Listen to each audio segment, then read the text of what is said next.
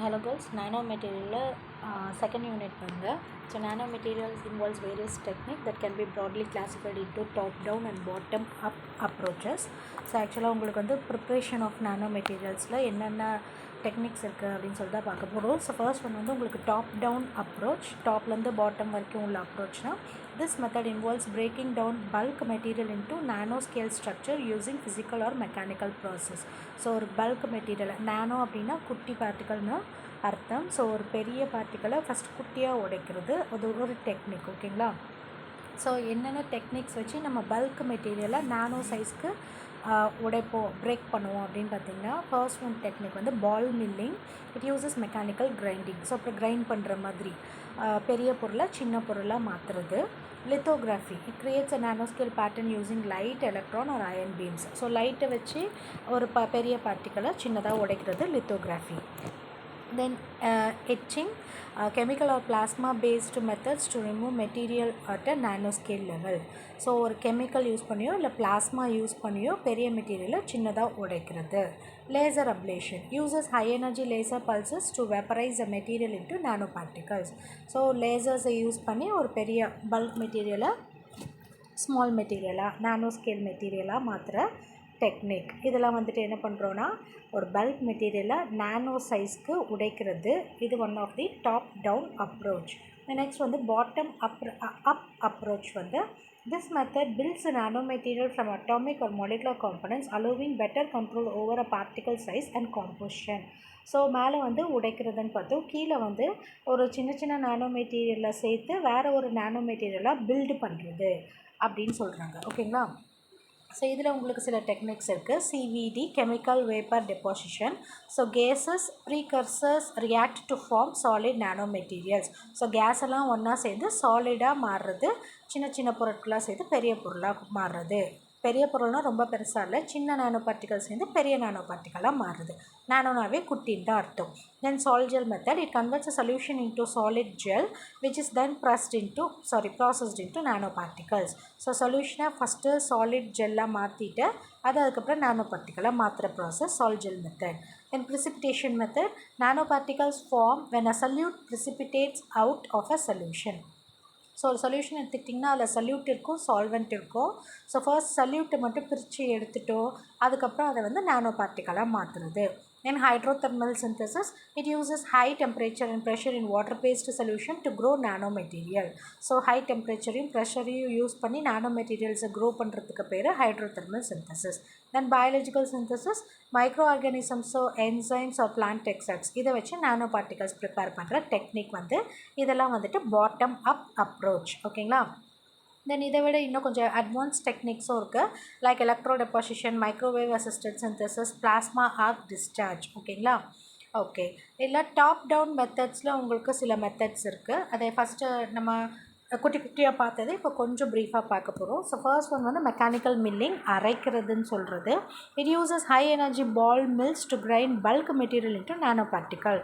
So ஒரு mechanical grinder, mixie அது மாதிரி யூஸ் பண்ணி ஒரு பல்க் மெட்டீரியல் பாலை வந்துட்டு குட்டி குட்டியாக உடைக்கிறது. Common for metal, ceramic and polymer nano particle. So எங்கெல்லாம் இந்த மெத்தடை யூஸ் பண்ணுவோம் அப்படின்னா மெட்டல்ஸ்லேயோ செராமிக்ஸ்லேயோ இல்லை பாலிமர் நானோ பார்ட்டிகல்ஸ்லேயோ யூஸ் பண்ணுறோம். அண்ட் இது வந்து சிம்பிள் அண்ட் காஸ்ட் எஃபெக்டிவ்னு சொல்கிறோம். It hard to control particle size precisely. So உடைக்கும் போது சேமாக உடைக்கிறது ரொம்ப கஷ்டம். நம்ம வந்து அரைக்கும் போது எல்லாமே ஈக்குவல் பார்ட்டிகல்ஸாக அரையப்படும்லாம் சொல்ல முடியாது. அதனால் பார்ட்டிகல் சைஸை கண்ட்ரோல் பண்ணுறது இந்த மெத்தடில் கஷ்டம்னு சொல்கிறாங்க. தென் லித்தோகிராஃபி, லைட்டை யூஸ் பண்ணி உடைக்கிறது. It is also call photolithography. ஃபோட்டான்ஸ்னால் லைட்டுன்னு அர்த்தம். எலக்ட்ரானை யூஸ் பண்ணி உடைச்சிங்கன்னா அது எலக்ட்ரான் பீம் லித்தோகிராஃபி. அண்ட் அயான்ஸை யூஸ் பண்ணியும் நீங்கள் உடைக்கலாம். செமிகண்டக்டர் ஃபேப்ரிகேஷனில் இதை நம்ம யூஸ் பண்ணுறோம்.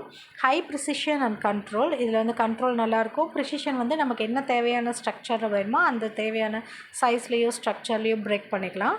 தென் it is expensive and complex equipments தேவைப்படும்னு சொல்கிறாங்க. அண்ட் லேசர் அப்ளேஷன் பார்த்திங்கன்னா high energy laser beam vaporizes bulk material to form nano materials. Laser beam தேவைப்படும் பல்க் மெட்டீரியலை நானோ மெட்டீரியலாக உடைக்கிறதுக்கு. எங்கே யூஸ் பண்ணுவோன்னா மெட்டல்ஸ்லேயும் ஆக்சைடு நானோ பார்ட்டிகல்ஸ்லேயும் யூஸ் பண்ணுவோம். தென் கெமிக்கல் கண்டாமினேஷன் இருக்காதுன்னு சொல்கிறோம். அண்ட் இங்கே வந்து ஹை எனர்ஜி யூஸ் ஆகும். லேசர்னால் எனர்ஜி வந்து நிறைய யூஸ் ஆகும் அப்படின்னு சொல்கிறோம். Then etching method chemical etching uses acids or bases to dissolve bulk material selectively.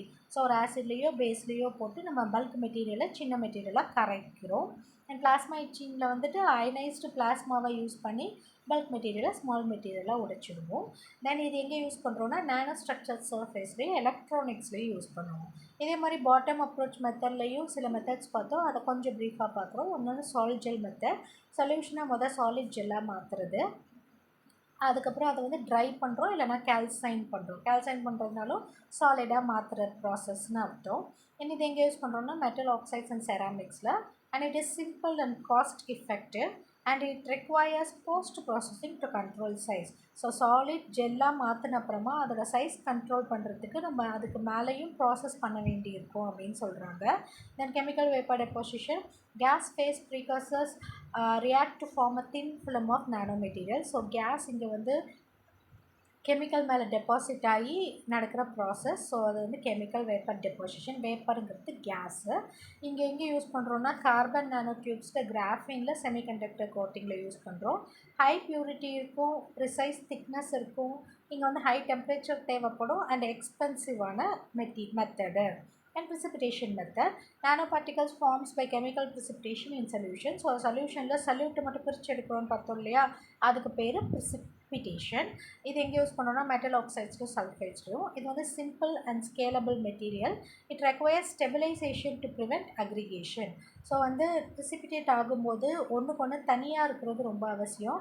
எல்லாமே சேர்ந்து அக்ரிகேட் ஆகிடுச்சு, அது வந்து சேரு மாதிரி ஆகிடும். ஸோ ப்ரிசிபிடேட் வந்து உங்களுக்கு தனித்தனியாக பார்ட்டிகல்ஸாக கிடைக்கிறது கொஞ்சம் கஷ்டம் அப்படின்னு சொல்கிறாங்க.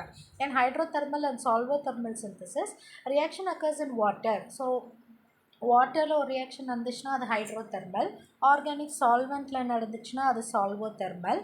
ஹை டெம்பரேச்சர் அண்ட் ப்ரெஷர் தான் இங்கே மெயினாக வேலை செய்யுது. இது எங்கே யூஸ் பண்ணுறோன்னா குவாண்டம் டாட்ஸ்லேயும் மெட்டல் ஆக்சைட்ஸ்லேயும் நானோ ராட்ஸ்லேயும் யூஸ் பண்ணுறோம். Then good control over shape and size. So உங்களுக்கு தேவையான ஷேப் சைஸ் வேணும்னா இந்த மெத்தட் நீங்கள் நல்லா யூஸ் பண்ணிக்கலாம். ஹை ப்ரெஷர் ரியாக்டர்ஸ் தேவைப்படும்னு சொல்கிறாங்க. தென் பயாலஜிக்கல் சிந்தசிஸ் அண்ட் இதுக்கு இன்னொரு பேர் க்ரீன் சிந்தசிஸ். மைக்ரோ ஆர்கானிக்ஸோ என்சைம்ஸோ இல்லை பிளான்ட் எக்ஸ்ட்ராக்ட்ஸையோ வச்சு நானோ பார்ட்டிகல்ஸ் க்ரியேட் பண்ணுற method. Eco friendly and toxic chemicals எதுவும் யூஸ் பண்ண மாட்டோம். But slow process. சைஸ் வந்து கிடைக்கிறது நமக்கு தேவையான சைஸில் கிடைக்கிறது கஷ்டம்னு சொல்கிறாங்க. தென் எலக்ட்ரோகெமிக்கல் டெப்போசிஷன். எலக்ட்ரிக் கரண்ட்டை வச்சு நானோ மெட்டீரியல்ஸை உடைக்கிறது. தின் ஃபிலிம்ஸ்லேயும் கோட்டிங்ஸ்லேயும் நம்ம இந்த மெத்தட் யூஸ் பண்ணுறோம். நமக்கு திக்னஸ் எந்த லெவலுக்கு வேணுமோ அந்த லெவலுக்கு கண்ட்ரோல் பண்ணிக்கலாம். And limited to conductive substrates. இது வந்து சில மெத்தட்னால சில சப்ஸ்டன்ஸை மட்டும்தான் நம்மளால் மேக் பண்ண முடியும். ஏன்னா கண்டக்ஷன் அப்படிங்கிற ஒரு எலக்ட்ரிசிட்டி இருக்குது இல்லையா, அதனால் மெட்டல்ஸ் எல்லாம் யூஸ் பண்ணால் உங்களுக்கு ஷாக் அடிக்கிற வாய்ப்பு இருக்கும். ஸோ கண்டக்டன்ஸ் இருக்கிறதுனால சில கண்டக்டிவ் சப்ஸ்ட்ரேட்ஸ் தான் நம்மளால் யூஸ் பண்ண முடியும். ஓகே. அண்ட் இதில் நியூக்ளியேஷன் க்ரோத் அப்படின்னு ஒன்று உங்களுக்கு டாபிக் இருக்குது. ஸோ நியூக்ளியேஷன் அப்படின்னா என்னென்னா it is a initial face where atoms, ions or molecules come together to form a small stable clusters called nuclei. This step is critical in determining particle size and uniformity. So சின்ன சின்ன atoms, ions, molecules சேர்ந்து கொஞ்சம் பெரிய நியூக்ளியாக உருவாகிறது. Like bottom up அப்ரோச்சில் சின்ன சின்ன நானோ particles இது பெரிய நானோ பார்ட்டிகல்ஸாக மாறுறதுன்னு சொன்னோம் இல்லையா, அந்த மாதிரி. பட் இதில் வந்து சைஸ், ஷேப், இந்த யூனிஃபார்மிட்டி இதெல்லாம் கிடைக்கிறது கொஞ்சம் கஷ்டம்னு சொல்கிறாங்க. இல்லை டூ டைப்ஸ் இருக்குது. Homogeneous nucleation and heterogeneous nucleation. ஹோமோஜீனஸ்னால் occurs in uniform medium without external surface. So உங்களுக்கு எக்ஸ்டர்னல் சர்ஃபேஸ் இல்லாமல் ஏதாவது ஒரு மீடியமில் யூஸ் ஆகும். Like solid medium, liquid medium, அந்த மாதிரி ஏதாவது ஒரு மீடியமில் இந்த ப்ராசஸ் நடக்கும். Atoms, molecules spontaneously aggregate when their concentration exceeds a critical supersaturation level. So அக்ரிகேட்னால் ஒன்றோட ஒன்று கலவையாக கலக்கிறது. formation of gold nanoparticles and colloidal solution. இது வந்து எக்ஸாம்பிள். ஹெட்ரோஜீனஸில் வந்து it takes place at pre existing surface. அதாவது சாலிடாகவும் இருக்கலாம், லிக்விடாகவும் இருக்கலாம், கேஸாகவும் இருக்கலாம். அந்த மாதிரி லோயர் எனர்ஜி தான் தேவைப்படும்னு சொல்கிறாங்க. Then vapour deposition of nano materials on solid substrate. ஏதாவது ஒரு நானோ பார்ட்டிக்கல் மேலே வேப்பர் டெபாசிட் பண்ணணும் அப்படின்னா நம்ம இந்த மெத்தடை யூஸ் பண்ணிக்கலாம்னு சொல்கிறாங்க. தென் செகண்டரி நியூக்ளியேஷன் ஒன்று இருக்குது. ஏற்கனவே ஃபார்ம் ஆன நியூக்ளியேஷன், அதாவது எக்ஸிஸ்டிங் நானோ பார்ட்டிக்கல்லேருந்து மறுபடியும் உங்களுக்கு வேறு ஒரு நானோ பார்ட்டிக்கலை ஃபார்ம் பண்ணணும்னா அது செகண்டரி நியூக்ளியேஷன். இது வந்து எங்கே காமன்னா ப்ரிசிபிட்டேஷனில் காமன் அப்படின்னு சொல்கிறாங்க. Then growth of nano particles, உங்களுக்கு நியூக்ளியேஷன் அண்ட் க்ரோத் அப்படிங்கிறது ஒரு டாப்பிக்கில் இருந்துச்சு. So growth of nano particles பாருங்கள். ஆஸ்ட்வால்ட் ரைப்பனிங் அப்படின்னா பலமாகிறது, அதாவது உங்களுக்கு தேவையான நானோ பார்ட்டிக்கல் தேவையான ஸ்ட்ரக்சரில் கிடைக்கிறது அப்படின்னு சொல்லலாம். Smaller nano particles dissolve and the material redeposits into larger particle. So small பார்ட்டிகல்ஸ்லாம் ஒன்று மேலே ஒன்று டெபாசிட் ஆகி லார்ஜ் பார்ட்டிக்கலாக மாறுறது. It leads to size uniformity over time but may cause particle enlargement. So ஒரு டைமுக்கு மேலே நீங்கள் எடுத்துடணும், அதுக்கு மேலே விட்டிங்கன்னா என்லார்ஜ் ஆகிடும். அதாவது ஏன்னா டெபாசிட் ஒன்று மேலே ஒன்று டெபாசிட் ஆகிட்டே இருக்கு இல்லையா, உங்களுக்கு தேவையான சைஸ் வரும்போது நீங்கள் எடுத்துடணும்னு சொல்கிறாங்க. Example, gold silver colloidal solution. Then coalescence, small nanomaterials nanoparticles merge to form large particle. So இப்போ நம்ம படிக்கிறது எல்லாமே ஸ்மால் பார்ட்டிகல்ஸ் வந்து லார்ஜ் பார்ட்டிகல்ஸாக மாறுறது தான். It reduces surface energy but may lead to irregular shape. So coalescenceங்கிற மெத்தடில் உங்களுக்கு வந்து irregular shape கிடைக்கும்னு சொல்லிட்டாங்க. Then aggregation and agglomeration, particles clustered together due to weak forces can be prevented using surfactants or stabilizers. So aggregationனா ஒன்னோட ஒன்று சேர்றது, அக்ளமேஷன்னாலும் ஒன்றோட ஒன்று சேர்றது தான். இங்கே வந்து என்ன நடக்கும்னா வீக் வாண்டர்வால்ஸ் இன்ட்ராக்ஷன் மூலமாக ஒன்றோட ஒன்று சேருது. ஸோ டிஃப்யூஷன் அப்படின்னாலும் ஒன்றோட ஒன்று சேர்றது தான். ஸோ ஆட்டம்ஸ் ஆர் மாலிகூல்ஸ் எல்லாம் சேர்ந்து குட்டி நானோ பார்ட்டிக்கல் வந்து கொஞ்சம் பெரிய நானோ பார்ட்டிக்கலாக மாறுறது. Then reaction limit growth is controlled by chemical reaction rate at nanoparticle surface. Leads to uniform nanoparticle with precise composition. So chemicals வச்சு ஒரு ரியாக்ஷன் பண்ணி சின்ன சின்ன நானோ பார்ட்டிகல்ஸை சேர்த்து பெரிய நானோ பார்ட்டிகல்ஸை மாற்றுறது. தென் என்னென்ன ஃபேக்டர்ஸ் வந்து நியூக்ளியேஷனையும் க்ரோத்தையும் அஃபெக்ட் பண்ணும்? நியூக்ளியேஷன்னா பெரிய பார்ட்டிக்கல் குட்டி பார்ட்டிக்கல் ஆகுறது, க்ரோத்னா குட்டி பார்ட்டிக்கல் பெரிய பார்ட்டிக்கல் ஆகுறது. ஸோ என்ன ஃபேக்டர்ஸில் அஃபெக்ட் பண்ணும் அப்படின்னா concentration, temperature, pH, ionic strength, capping agents, surfactants நம்ம கூட ஆட் பண்ணுறவங்கள பொறுத்து இருக்குது அப்படின்னு சொல்கிறாங்க. தென் டாப் டவுன் மெத்தடில் mechanical milling, lithography, laser ablation, etching methods, இது வந்து உங்களுக்கு ரிப்பீட்டடாக இருக்குது, இதை நீங்கள் கொஞ்சம் அவாய்ட் பண்ணிக்கோங்க.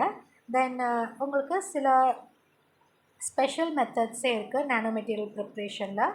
ஸோ ஃபர்ஸ்ட் ஒன் வந்து செல்ஃப் அசம்பிளி வந்து ஒரு type of bottom up approach மெத்தட்னு சொல்கிறாங்க. அது வந்து அசம்பிளி ஆகுறது, மாலிகுல், ஆட்டம், நானோ பார்ட்டிக்கல் எல்லாம் ஆர்கனைஸ் ஆகி ஒன்றா கலந்து ஒரு பெரிய மாலிகுலாக மாறுறது. ஓகேங்களா? ஸோ இதில் வந்து உங்களுக்கு டைப்ஸ் இருக்குது. Molecular self assembly, individual molecules எல்லாம் சேர்ந்து ஒரு கொஞ்சம் பெரிய மாலிகுலாக மாறுறது. இதுக்குள்ளே இருக்கிற ஃபோர்ஸ் வந்து என்னென்னு பார்த்தீங்கன்னா hydrogen bonding, van der Waals force or electrostatic attraction. So மாலிகுல்ஸ்னால் அவங்களுக்குள்ளே அவங்க அட்ராக்ட் ஆகி ஒரு பெரிய மாலிகுலாக மாறுறது.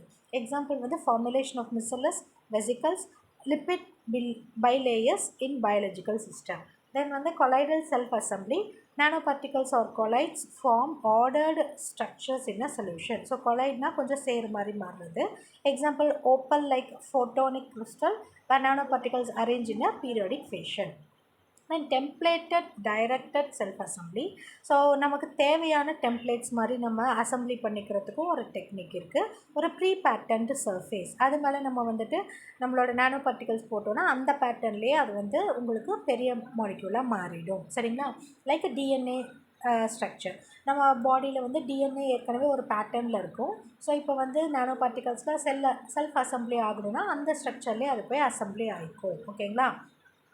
இந்த நெக்ஸ்ட் வந்து block copolymer self assembly. So உங்களுக்கு வந்து பாலிமர் கெமிஸ்ட்ரியில் பிளாக்காக பாலிமர்ஸை, அதாவது A, B, A, B அப்படி தனித்தனியாக நம்ம வந்து ஒரு பேட்டர்னில் அடுக்கிட்டே போவோம். அந்த மாதிரியும் உங்களுக்கு வந்து செல்ஃப் அசம்பிளி இருக்குது. அது வந்து லாங் செயின் மாலிகூல்ஸாக மாறிக்கிட்டே வரும் அப்படின்னு சொல்கிறாங்க. தென் மெக்கானிசம் என்னென்னு பார்த்தீங்கன்னா இல்லை nucleation mechanism, growth mechanism and equilibration mechanism, அதாவது எல்லோரும் வந்து ஒன்றா சேர்றது அப்படிங்கிறது. ஓகேங்களா?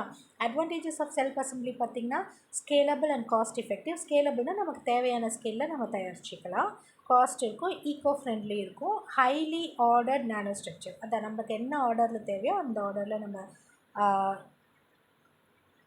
என்ன சொல்கிறது ப்ரிப்பேர் பண்ணிக்கலாம்.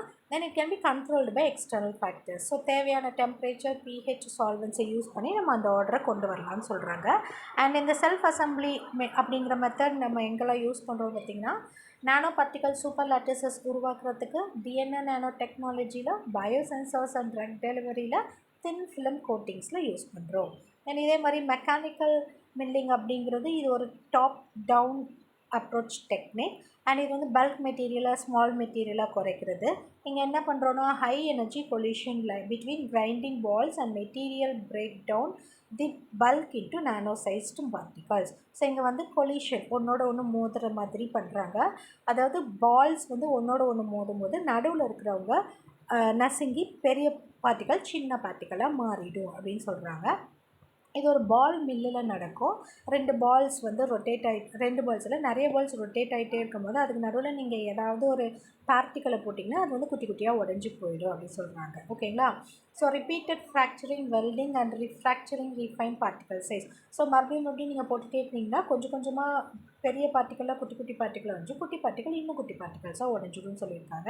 இதுலேயும் நிறைய டைப்ஸ் இருக்குது. High energy ball milling, high speed rotation use பண்ணுறதுனால இது ஹை எனர்ஜின்னு சொல்கிறோம். அண்ட் ரொம்ப ஃபைன் நானோ பார்ட்டிகல்ஸ் நமக்கு இதில் கிடைக்கும். அண்ட் இது எங்கே யூஸ் பண்ணுறோன்னா common metallic alloy, ceramics and காம்போசிட்ஸில் யூஸ் பண்ணுறோம். லோ எனர்ஜி பால் மில்லிங் வந்து லோயர் ஸ்பீட் யூஸ் பண்ணுறோம். அண்ட் நானோ பார்ட்டிகல்ஸ் ஓட சைஸ் கொஞ்சம் லார்ஜராக இருக்கும்னு சொல்கிறோம். அண்ட் பாலிமர்ஸ் அண்ட் ஆக்சைட்ஸில் இது யூஸ் பண்ணுறோம். அட்ரிஷன் மில்லிங்கில் high speed agitator with fine grinding media. So இங்கே வந்து பால்ஸ் யூஸ் பண்ணாமல் அஜிடேட்டர், அதாவது ஷேக்கர் மாதிரி யூஸ் பண்ணுறோம். அங்கே வந்து கிரைண்ட் பண்ணும்போது உங்களுக்கு ஃபைன் கிரைண்டிங் கிடைக்கும். Very fine and uniform nano particles கிடைக்கும். இது எங்கே யூஸ் பண்ணுறோம்னா செராமிக்ஸ் அண்ட் ஃபார்மசூட்டிக்கல் அப்ளிகேஷனில் யூஸ் பண்ணுறோம். என்ன ஃபேக்டர்ஸ்லாம் உங்களுக்கு வந்து அஃபெக்ட் பண்ணுவோன்னா ball size and material, speed and time, ball to powder ratio, milling atmosphere, process control agents இதெல்லாம் வந்துட்டு அஃபெக்ட் பண்ணணும்னு சொல்கிறாங்க.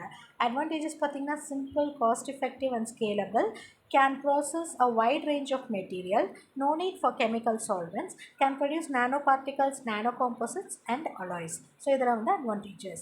Disadvantages பார்த்திங்கன்னா contamination இருக்கும், long processing time இருக்கும், அண்ட் சைஸ் கண்ட்ரோல் வந்து கொஞ்சம் கஷ்டம் அப்படின்னு சொல்கிறாங்க. எங்கெல்லாம் யூஸ் பண்ணுவோன்னா மெட்டாலிக் அண்ட் செராமிக் நானோ பார்ட்டிகல்ஸில், நானோ காம்போசிட்ஸில், எனர்ஜி ஸ்டோரேஜ் மெட்டீரியல்ஸில் அண்ட் ஃபார்மசூட்டிகல்ஸில் யூஸ் பண்ணுவோம்.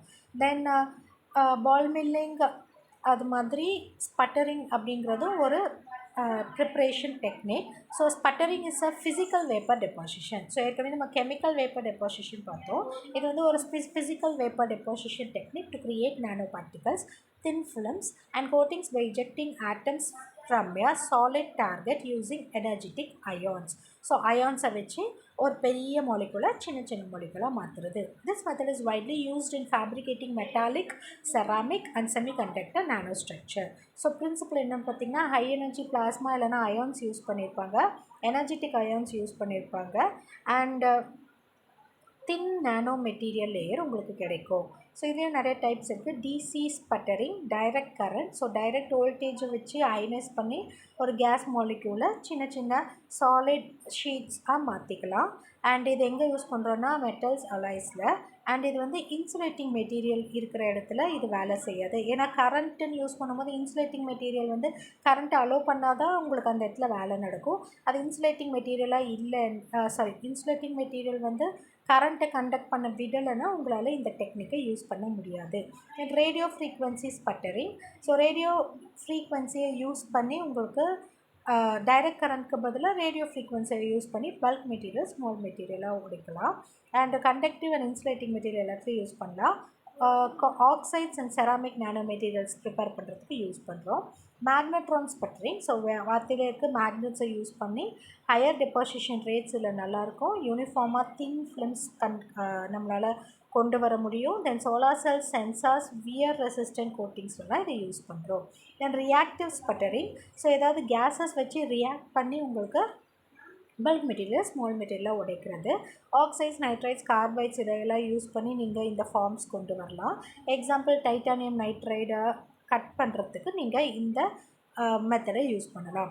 அயான் பீம் ஸ்பட்டரிங், ஸோ அயான்ஸை யூஸ் பண்ணி உங்களுக்கு ஸ்பட்டர் பண்ணுறோம். அண்ட் இதில் வந்து உங்களுக்கு ஃபிலிமோட திக்னஸ் எந்த ரேஞ்சுக்கு வேணுமோ அந்த ரேஞ்சுக்கு நீங்கள் கண்ட்ரோல் பண்ணிக்கலாம். ஸோ இதுலேயும் ஃபேக்டர்ஸ் அஃபெக்டிங் இருக்குது. என்ன மெட்டீரியலை நீங்கள் டார்கெட் பண்ண போகிறீங்களோ அதை பொறுத்து இருக்குது, ப்ரெஷர் பொறுத்து இருக்குது, டெம்பரேச்சர் பொறுத்து இருக்குது, அண்ட் பவர் அண்ட் ஃப்ரீக்வன்சி பொறுத்து இருக்குது. தென் அட்வான்டேஜஸ் வந்து ஹை பியூரிட்டி இருக்கும், யூனிஃபார்ம் நானோமெட்டல் கோட்டிங் இருக்கும், மெட்டல், செமிகண்டக்டர், செராமிக்ஸ் எல்லாத்துலேயும் ஒர்க் பண்ணலாம். And complex materials and multi layer thin ஃபிலிம்ஸை நம்மளால் உருவாக்க முடியும். அண்ட் திக்னஸ் வந்து நம்ம என்ன திக்னஸ் வேணுமோ அந்த திக்னஸை கண்ட்ரோல் பண்ணிக்கலாம். டிஸ்அட்வான்டேஜஸ் வந்து ப்ராசஸ் வந்து ரொம்ப ஸ்லோவாக இருக்கும், எக்ஸ்பென்சிவாக இருக்கும், அண்ட் வேக்கம் என்விரான்மெண்ட் தேவைப்படும். அதாவது ஏரெல்லாம் இருந்துச்சுன்னா உங்களுக்கு இம்ப்யூரிட்டிஸ் நிறைய இருக்கும், அதனால் ஏர் இல்லாத ஒரு என்விரான்மெண்ட் தேவைப்படும் அப்படின்னு சொல்கிறாங்க. தென் எங்கெல்லாம் யூஸ் பண்ணுறோம் அப்படின்னு பார்த்திங்கன்னா semiconductor devices, thin film solar cells, optical coatings, hard coating, sensors and MEMS டிவைசஸில் யூஸ் பண்ணுறோம். சரிங்களா? தென் பிளாஸ்மா மெத்தட்னு ஒன்று இருக்குது, microwave plasma method. It is a bottom-up technique used to control growth nanomaterials by generating a high-energy plasma using microwave radiation. So ஆக்சுவலாக நானோ பார்ட்டிகல்ஸை grow பண்ணுறதுக்கு, சின்ன நானோ particles வந்து பெருசாக மாறுறதுக்கு, பட் அது க்ரோத்தை கண்ட்ரோல் பண்ணுறதுக்கு நம்ம மைக்ரோவேவை யூஸ் பண்ணுறோம் அப்படின்னு சொல்கிறாங்க. So carbon nano tubes, diamonds and metal oxide nano particles இதெல்லாம் ப்ரிப்பேர் பண்ண இந்த டெக்னிக் யூஸ் பண்ணுறோம். பிரின்சிபல் என்னென்னா மைக்ரோவேவ் டிப்பிக்கலி 2.45 GHz இருக்கிற மைக்ரோவேவ் வச்சு ஒரு கேஸை அயனைஸ் பண்ணுறோம். அந்த என்ன கேஸ் யூஸ் பண்ணோன்னா ஆர்கான், ஹைட்ரஜன், நைட்ரஜன், மீத்தேன் இதெல்லாம் பண்ணி பிளாஸ்மாவை உருவாக்கிடுறோம். அந்த பிளாஸ்மாவை வச்சு நம்ம என்ன மெட்டீரியல் வேணுமோ அந்த மெட்டீரியல் கூட ரியாக்ட் பண்ணி டீகம்போஸ் பண்ணிடுறோம். சரிங்களா? The reactive species nucleate and grow into a nanoparticle. So இதுக்கப்புறம் இந்த ஸ்பீஷியஸ் என்ன பண்ணோன்னா குட்டி நானோ மெட்டீரியல்ஸ்லாம் சேர்ந்து பெரிய நானோ மெட்டீரியலாக க்ரோ ஆகும் அப்படின்னு சொல்கிறாங்க. இதுலேயும் நிறைய டைப்ஸ் இருக்குது. Microwave plasma enhanced chemical vapour deposition. So இது வந்து மைக்ரோவேவ் பிளாஸ்மாவை யூஸ் பண்ணுறோம், கெமிக்கல்ஸை டெபாசிட் பண்ணி யூஸ் பண்ணுற டெக்னிக். அண்ட் இது வந்து எங்கெல்லாம் யூஸ் பண்ணுறோன்னா டைமண்ட் ஃபிலிம்ஸ், கிராஃபீன்ஸ், கார்பன் நானோ டியூப்ஸில் பண்ணுறோம். அண்ட் எக்ஸாம்பிள் வந்து டைமண்ட் லைக் கார்பனை பார்க்குறதுக்கு டைமண்ட் மாதிரியே இருக்கிற ஒரு ஸ்டோனை உருவாக்குறதுக்கு யூஸ் பண்ணுறோம். தென் மைக்ரோவேவ் பிளாஸ்மா பைரோலைசிஸ்னால் உடைக்கிறது, break down precursor vapours in plasma leading to nano particle formation. So first இருக்கிற ப்ரீகர்சர் ஏதாவது ஒரு ரியாக்டன்ட்டை நம்ம உடைச்சிட்டு அதை வந்து பிளாஸ்மாவாக மாற்றிட்டு நானோ பார்ட்டிகலாக ஃபார்ம் பண்ணுறது. எங்கே யூஸ் பண்ணுறோன்னா மெட்டல் ஆக்சைட்ஸில் நானோ பார்ட்டிகல்ஸ்லையும். And example zinc oxide, titanium dioxide. And microwave plasma spray pyrolysis. So டைரெக்டாக பிளாஸ்மா கூட உருவாக்குறதும் அதை வந்து ஸ்ப்ரே மாதிரி அடித்து பண்ணுறதும், ஒரு சொல்யூஷனாக மாற்றிட்டு அது மேலே ஸ்ப்ரே பண்ணிவிட்டு நானோ பார்ட்டிகல்ஸை டீகம்போஸ் பண்ணுறது. ஸோ என்னென்ன ஃபேக்டர்ஸ் அஃபெக்ட் பண்ணணும்னு பார்த்திங்கன்னா gas type and pressure, microwave power, temperature, precursor concentration. Advantages பார்த்திங்கன்னா ஹை பியூரிட்டி இருக்கும், யூனிஃபார்மிட்டி இருக்கும், ரேப்பிட் அதாவது ஃபாஸ்ட்டாக நடக்கும், scalable process, energy efficient process, and நமக்கு என்ன தேவையோ அதை நம்ம சிந்தசைஸ் பண்ணிக்கலாம், like nano wires, nano rods, nano tubes. Disadvantages பார்த்திங்கன்னா மைக்ரோவேவ் பிளாஸ்மா வந்து நமக்கு ஸ்பெஷலைஸ்டாக தேவைப்படும், ஸோ அதை கண்டுபிடிக்கிறது உங்களுக்கு கஷ்டம். ஹை டெம்பரேச்சர் தேவைப்படும் and precise control of plasma condition is needed. So பிளாஸ்மாவை உருவாக்கி அதோட கண்டிஷனை மெயின்டைன் பண்ண வேண்டியது ரொம்ப அவசியம்னு சொல்கிறோம். ஏன்னா அப்ளிகேஷன் எங்கெல்லாம் யூஸ் பண்ணுறோம், கார்பன் நானோ டியூப்ஸில், கிராஃபீன்ஸ், டைமண்ட் லைக் கார்பன்ஸில், மெட்டல் ஆக்சைடு நானோ பார்ட்டிகல்ஸில் அண்ட் நானோ செராமிக் கோட்டிங்ஸில் யூஸ் பண்ணுறோம். அண்ட் இதே மாதிரி ஹைட்ரோ தெர்மல் டெக்னிக்னு ஒன்று இருக்குது. It is a bottom up technique. And இங்கே என்ன பண்ணுறோன்னா வாட்டர் பேஸ்டு, ஹைட்ரோனா வாட்டர், ஸோ ஹைட்ரோ பேஸ்டு சொல்யூஷனில் ஹை டெம்பரேச்சர் அண்ட் ப்ரெஷரில் நீங்கள் வந்து nano quantum dots, nano rods, nano வயர்ஸை ப்ரிப்பேர் பண்ண யூஸ் பண்ணுற ஒரு டெக்னிக். ஸோ இதில் பிரின்சிபல் என்ன யூஸ் பண்ணுறீங்கன்னா ஒரு ப்ரீகர்சர் சொல்யூஷன் எடுத்துக்கிறோம், லைக் அ வாட்டர், அதை வந்து ஹீட் பண்ணிவிட்டு ஹை டெம்பரேச்சரில் வச்சு அது கூட நானோ பார்ட்டிக்கலை கிறிஸ்டல் க்ரோத் பண்ண வச்சு நானோ பார்ட்டிக்கலாக மாற்றுறது. ஸோ டைப்ஸ் வந்து நிறைய இருக்குது. கன்வென்ஷனல் ஹைட்ரோதெர்மல் மெத்தட், இது வந்து என்ன பண்ணுறோன்னா ஹீட் பண்ணுறதுக்கு கன்வென்ஷனல் சோர்ஸ் லைக் ஆட்டோக்ளேவ், ஒரு மூடி போட்ட ஹீட் பண்ணுற இடம் அப்படின்னு சொல்லுவாங்க. Then metal oxide nano particles and nano rods use பண்ணுறோம். Titanium dioxide and zinc ஆக்சைடை எக்ஸாம்பிள் எடுத்துக்கிறோம். மைக்ரோவேவ் அசிஸ்டட் ஹைட்ரோதெர்மல், ஸோ மேலே வந்து ஆட்டோக்ளேவ் வச்சு ஹீட் பண்ணுறோம், இங்கே வந்து மைக்ரோவேவ் வச்சு ஹீட் பண்ணுறோம், அவ்வளோதான். அண்ட் இதை எங்கே யூஸ் பண்ணுறோன்னா இதோட டைம் வந்து ஃப்ரம் ஹவர்ஸ் டு மினிட்ஸ், அதாவது ரொம்ப நிறையா நேரம் நடக்கக்கூடிய ப்ராசஸை நீ மைக்ரோவேவில் வச்சின்னா மினிட்ஸ்லேயே நடந்துரும்னு சொல்கிறாங்க. So ceramic nano particles create பண்ணுறதுக்கு யூஸ் பண்ணிக்கிறோம். Supercritical hydrothermal method. So critical டெம்பரேச்சருக்கு மேலே அதை ஹீட் பண்ணி அதை நானோ மெட்டீரியலாக மாற்றி நமக்கு தேவையான CO2 ZrO2 நானோ பார்ட்டிகல்ஸை ப்ரிப்பேர் பண்ணிக்கிறோம். சரிங்களா? ஏன்னா என்னென்ன ஃபேக்டர்ஸ் அஃபெக்ட் பண்ணணும்னா temperature, pressure, reaction time, pH, precursor concentration. And advantages பார்த்தீங்கன்னா low cost and scalable, controlled nanoparticle size and shape, eco-friendly, can synthesize complex nanostructures like nanorods, nanowires, nanotubes. Then disadvantages பார்த்தீங்கன்னா high pressure தேவைப்படும், very slow process, and reaction எப்போ நடக்கும்னு observe பண்ணுறது ரொம்ப கஷ்டம் அப்படின்னு சொல்கிறாங்க.